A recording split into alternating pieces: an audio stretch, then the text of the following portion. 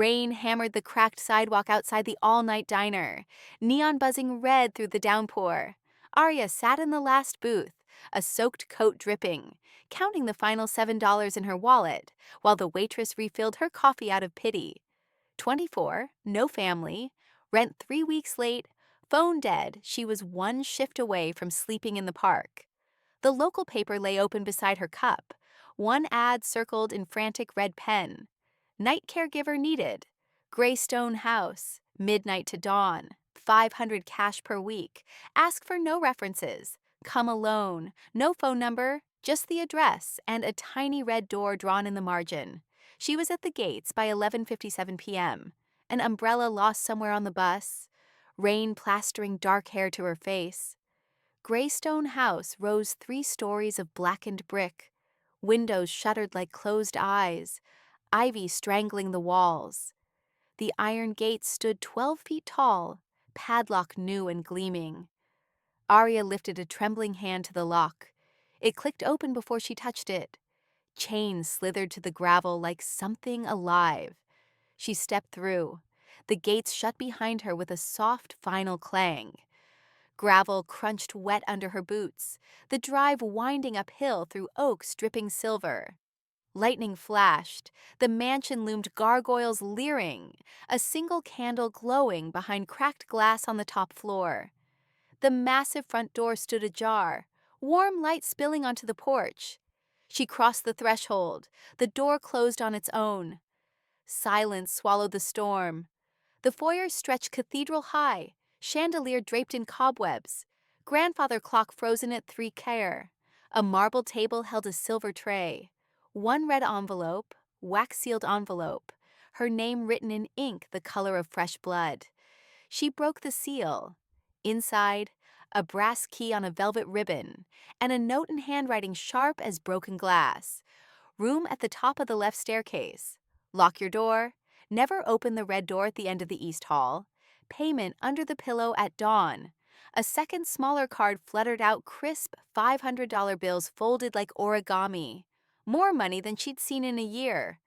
Aria climbed the left staircase, boots echoing, portraits glaring down stern men in old uniforms, women clutching pearls, every face scratched out except the eyes. The top hallway stretched dark, doors shut except one. Inside, narrow bed with fresh white linens, fireplace already crackling though no match had been struck, a single red rose in a crystal vase on the nightstand. She locked the door, wedged a chair under the knob, key ribbon around her neck, money hidden in her bra. Rain lashed the window. Thunder rolled like distant laughter. At 2:58 a.m., the house woke. Floorboards groaned under invisible weight. A soft scrape came from the corridor, slow, deliberate, like wheels on wood. Aria pressed her ear to the door, breathing shallow, mechanical, accompanied by the hiss of oxygen. The red door at the end of the east hall glowed faintly beneath its frame, pulsing once, twice, then dimming. She clutched the brass key until it bit skin. The scraping stopped outside her room. A folded note slid under the door, paper warm. You came. Good. Tea at 6. Wear the uniform. Speak only when spoken to. Footsteps wheeled away, slow and fading. Dawn crept gray.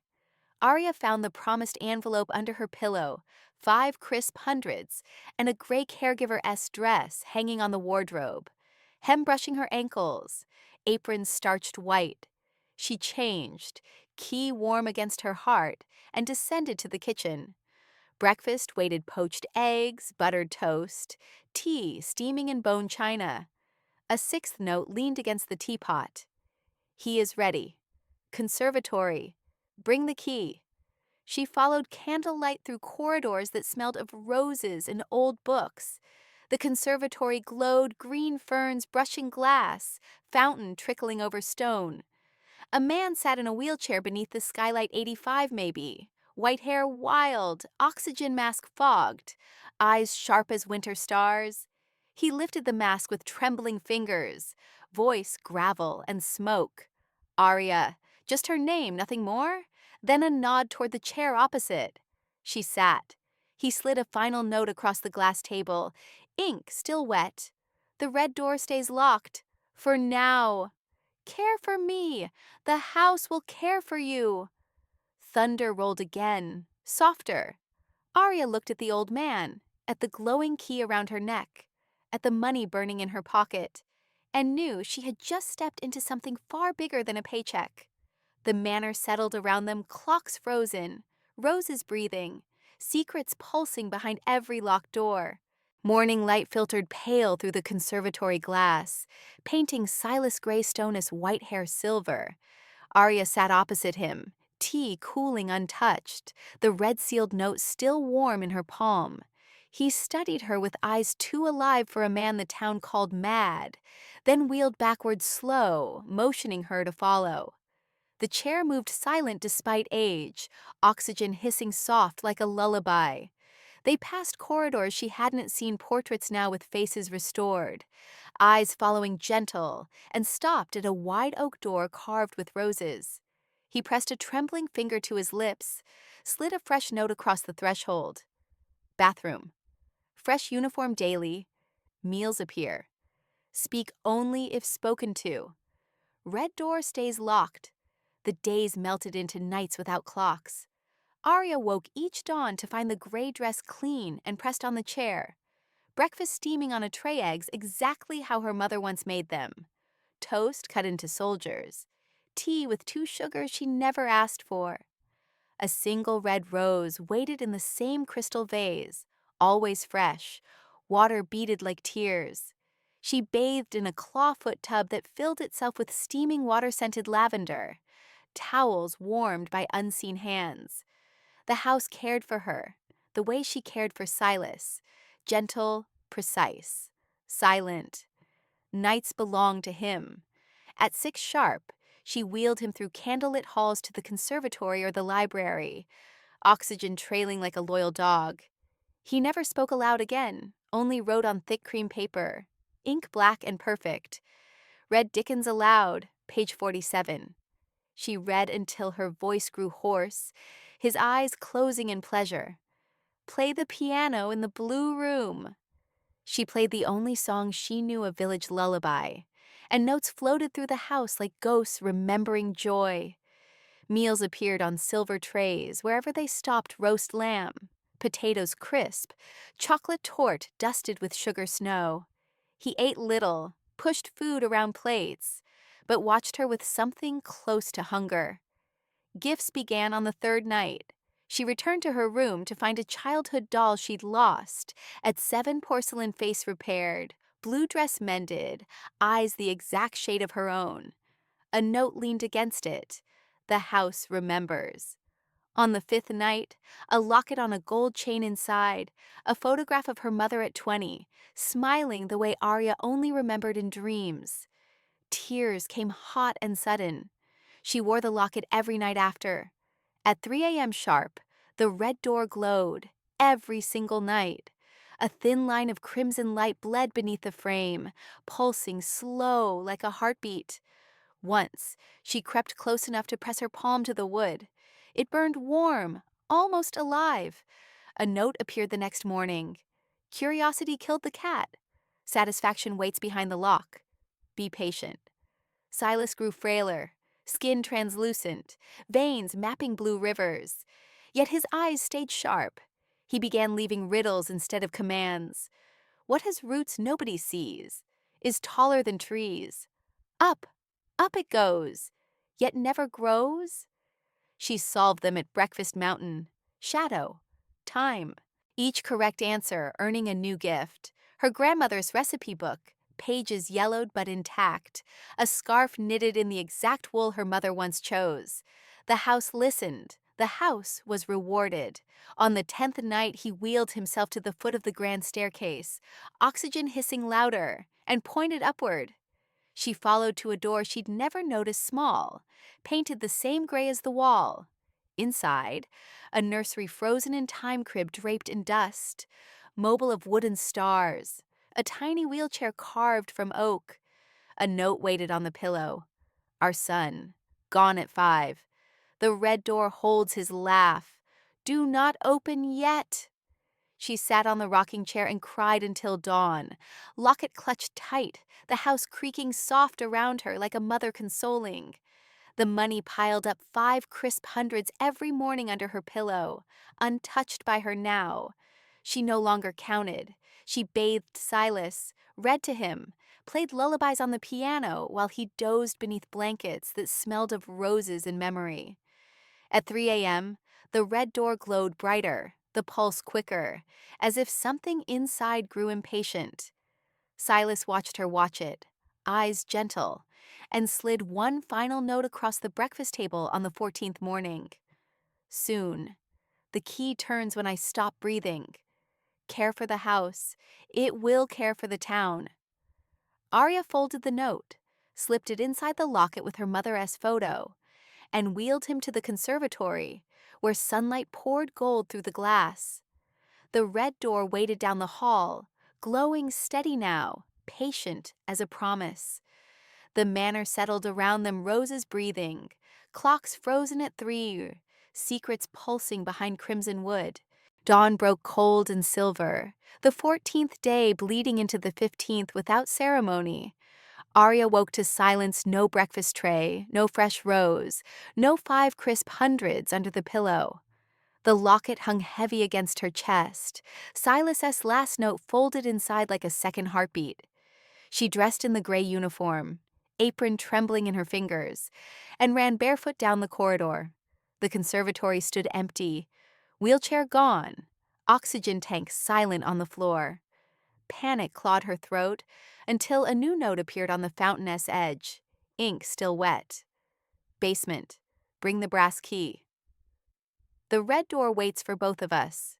She followed the staircase behind the library tapestry steps, spiraling down into darkness lit only by the faint crimson glow leaking from beneath a distant door. The air grew thick with earth and old paper. At the bottom stretched a vaulted chamber, lined with iron-bound trunks and shelves of ledgers yellowed by time. In the center waited Silas in his chair, blanket tucked to his chin, eyes bright despite the shadows under them. He lifted a trembling hand and pointed to a massive iron safe painted the exact shade of the forbidden red door upstairs. A single keyhole gleamed. Aria knelt, brass key shaking between her fingers. It slid home smoothly. The safe sighed open like a dying breath. Inside, stacks of deeds tied in red ribbon, land surveys dated 1938, photographs of Greystone House when it stood proud over half the town farmland, the riverfront, the square itself. A leather folio lay on top, stamped in gold, Greystone versus Town Council fraudulent seizure. She opened it. Pages detailed how the mayor's grandfather and the bank president forged Silas's signature after his wife and son died, declared him insane, seized everything while he grieved in silence. Recordings, wax cylinders, and velvet cases were labeled in his younger hand. Council meetings, 1941. Proof. Silas wheeled closer, oxygen hissing softer, and pressed a crimson key into her palm, smaller, heavier, shaped like a tiny door. He wrote slow on a trembling page. They took the land, took my voice, took my name. The red door holds the rest. Open it when I am gone. Give it back to the town. Tears cut clean tracks down his parchment cheeks. She clutched the crimson key until it bit skin and nodded once. They spent the day in the vault. Aria read every deed aloud, voice echoing off stone. Silas listened, eyes closed, fingers tapping the armrest in time with names of farms, long swallowed by parking lots and condos. She found birth records, his son born the same year. Her own mother was, same hospital, same ward. A photograph slipped free, Silas young and strong, arm around a dark-haired woman holding a baby eyes, the exact shade of Aria's own. Another note appeared in his lap, written while she read. Your grandmother. She never knew I lived. Night fell heavy. Aria wheeled him upstairs to the conservatory one last time, moonlight pouring silver over the fountain. He took her, hand cold but steady, and placed the crimson key on a chain around her neck beside the brass one. His final note fluttered to the rug. Midnight. Red door. Read the will after. Trust the house. His eyes closed. The oxygen hissed once, twice, then stopped. The fountain trickled on, roses breathing soft in the dark. Aria sat beside him until the grandfather clock upstairs struck 12 frozen hands, suddenly moving forward for the first time. The red door at the end of the east hall blazed crimson, light spilling beneath like spilled wine. She kissed Silas's forehead, draped the blanket higher, and walked the corridor alone. The crimson key turned smooth in the lock. The door opened on silent hinges. Inside stretched a perfect replica of the town square in miniature, every building carved from rosewood, streets paved in mother of pearl, tiny deeds pinned to each doorstep with red ribbon. A massive table held the master will, sealed in crimson wax, and a reel-to-reel recorder ready to play. A single red rose waited in a crystal vase, water beaded like tears. The house sighed around her walls settling, clocks ticking forward, secrets finally free. She locked the red door behind her, crimson key warm against her heart, and carried the will upstairs to wait for dawn. The manor breathed easier, now roses blooming brighter, fountains singing soft, the town as stolen heartbeat returned to the girl who had cared for its silent keeper. Dawn crept pale and merciless through the manor windows, painting the red door's glow into soft rose. Aria had not slept. She sat on the nursery rocking chair, crimson key and brass key tangled around her neck, the sealed will heavy in her lap, the reel-to-reel recorder cradled like a sleeping child. Silas lay in the conservatory downstairs, blanket tucked to his chin, face peaceful beneath the skylight as though he simply waited for tea. The house itself felt lighter clocks ticking forward everywhere, roses opening wider, the fountain singing instead of trickling. At 7 sharp, tires crunched gravel outside. The town council arrived in black sedans, mayor in a tailored coat, bank president clutching a briefcase, lawyer with papers already prepared to claim Greystone House for public redevelopment. Aria met them at the door in the gray uniform, apron still starched, eyes red but steady. The mayor smiled thin. "We re-here for the body and the keys, dear. The estate reverts to the town. Silas was declared incompetent decades ago." He held out a gloved hand. Aria stepped aside. "The reading is in the ballroom." Silas left instructions. She led them through corridors now bright with morning portraits, restored and smiling. The red door at the end of the east hall standing open for the first time, crimson light spilling like sunrise. They hesitated, then followed. The ballroom had transformed overnight. The miniature town square from the red room now stood life-sized in the center, every building, every street, every tiny deed now full-size documents pinned with crimson ribbon. The reel-to-reel waited on a velvet table beside the will, a single red rose in a crystal vase glowing like a heartbeat. The council filed in, faces tightening as they recognized their own properties marked in red. Aria placed the will on the table and broke the crimson seal. She read aloud, voice clear over the sudden silence. "To the town that took everything, I, Silas Greystone, being of sound mind, despite what you wrote, return what was stolen. Every acre, every brick, every drop of river water is hereby deeded back to the people who worked it, not the ones who forged it. The house remains with Aria Thorne, my blood and my caretaker, as lifelong guardian. Play the tape." She pressed play. Silas's younger voice filled the ballroom's strong, furious recorded council meetings from 1941.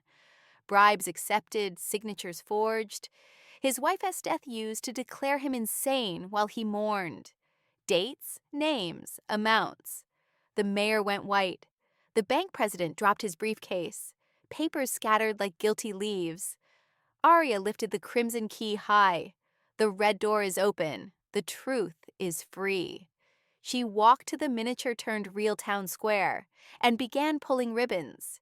Deeds fluttered into waiting hands. Farmers, shopkeepers, families who had lost homes generations ago. Gasps turned to shouts, then tears. Someone started clapping. The sound spread like fire. The mayor lunged for the will. This is fraud! Aria stepped between him and the table, crimson key blazing against her chest. Fraud was 70 years ago. This is justice. The sheriff, summoned by a note the house had somehow delivered, stood in the doorway, handcuffs ready. The council was led out one by one. Sedans towed before noon. By sunset, the ballroom was empty of suits and full of people, real people, holding deeds to land their grandparents had lost. Children ran between the miniature buildings that were no longer miniature, laughing at streets now legally theirs. Aria stood on the balcony, gray uniform streaked with tears and rose petals, watching the town reclaim itself piece by piece. She returned to the conservatory as dusk fell soft. Silas still lay beneath the skylight, red rose now joined by hundreds more vases lining every surface, petals drifting like snow. A final note waited in his cold hand, ink fresh, though he had been gone for hours. Thank you, granddaughter.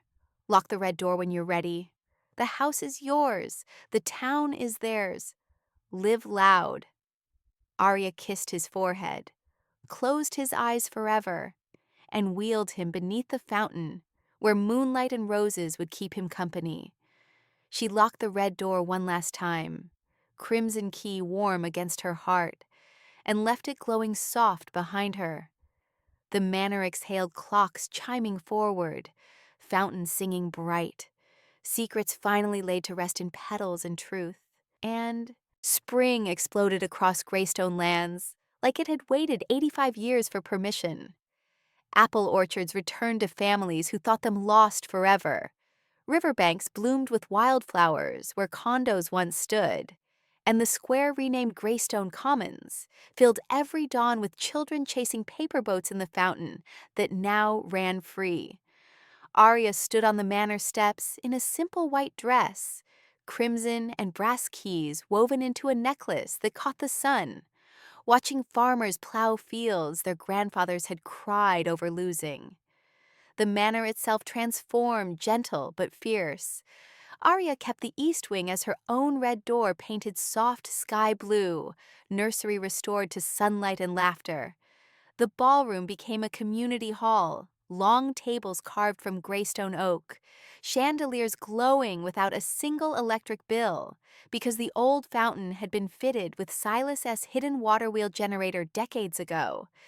The west wing opened as a free clinic, a library, a night school where teenagers learned to read by the same fireplace. Aria once read Dickens to a silent old man. The conservatory grew roses year-round, red, white, pink petals, pressed between every book as bookmarks. Summer crowned the rebirth. Aria married in the garden at sunset barefoot. White dress stitched from her Mother S and Grandmother S wedding gowns. Veil pinned with the first red rose Silas ever left her. The entire town came farmers in clean overalls, shopkeepers in Sunday best, children carrying paper lanterns powered by tiny hand-cranked coils Silas had sketched in the margins of his will. The sheriff walked her down an aisle of rose petals. The village baker, now owner of his own land, again gave her away. They danced under strings of bulbs that needed no wires, fountains singing behind them. The red door now blew, standing open so Silas could watch. Years folded like petals. Aria's children learned to swim in the river that belonged to everyone again, to plant roses along every fence line, to wind the fountain generator when storms knocked the power out. The town thrived, new schools built on returned land, businesses blooming where banks once foreclosed, playgrounds ringing with laughter that echoed the laugh trapped behind the red door for so long. On the 10th anniversary of the reading, Greystone Commons overflowed. A bronze statue rose where the Mayor S once stood, Silas young and strong, arms open wide, Aria beside him holding the crimson key high, water flowing free at their feet. Every family who had received their deed back brought a red rose. The statue disappeared beneath a mountain of blooms. Aria hair now threaded silver. White dress, bright against the bronze, stood on the bandstand with her husband and children, grandchildren tugging her skirt. She raised the crimson key one last time, voice carrying over the square. He wasn't mad. He was the memory we tried to bury. Today, we remember together. The fountain shot water 20 feet high. Children shrieked and splashed. Fireworks cracked overhead, red roses bursting across the sky. The band played the lullaby Aria once sang to a dying man. The whole town sang with her. That night the manor glowed like a lantern. Every window blazed, every door stood open. Tables groaned with harvest feasts, apples from returned orchards, bread from returned wheat, wine from returned vines. Aria danced with her husband in the ballroom, children spinning around them, fountains visible through the French doors still singing its endless song. She slipped away at midnight, walked the East Hall alone, and stood before the sky-blue door. She pressed her palm to the wood warm, alive, peaceful. A final red rose waited on the threshold. Water beaded like tears of joy. A note leaned against the vase in Silas's handwriting, impossible, perfect. You kept the promise, granddaughter. The house is loud with love now. Lock the door when you're ready to rest. I'm already home. Aria smiled, kissed the rose, and left the door open forever. She returned to the ballroom, took her husband's hand, and danced until dawn. Greystone House breathed around them, roses blooming brighter, fountains singing louder, clocks chiming forward in perfect harmony. The town drank deep from the legacy. The silence finally filled with laughter, and the caregiver who came for $500 a week left with a heartbeat the entire valley still dances to today.